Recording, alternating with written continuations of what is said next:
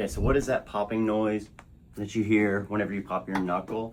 What it actually is anywhere that bone meets bone, there's this little capsule with some fluid in here. And whenever we stretch that capsule, some of that fluid dissolves into these little gas bubbles. And whenever you stretch them enough, it does that popping noise. Now how that does it with the spine, the bones meet each other with a disc in the middle and that front, but in the back, there's these joints on the left and the right side. So if somebody's stuck like this and we go to get that joint to move right, there's stretching of that capsule. So we get that popping again. It takes around 20 minutes for that to actually settle back to this. So technically, these joints could pop every 20 minutes.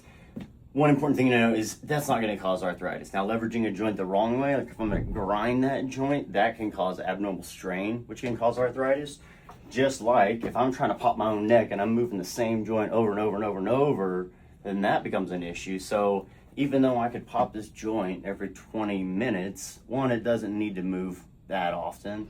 Another, it doesn't cause arthritis. But lastly, that noise is nothing abnormal. It's just the standard stretching of the capsule. And it does that if we do a manual adjustment. Sometimes we use percussion instruments where it's using small amounts of percussion to get that joint to move. You don't hear the popping in that. Usually you don't hear popping in drop tables.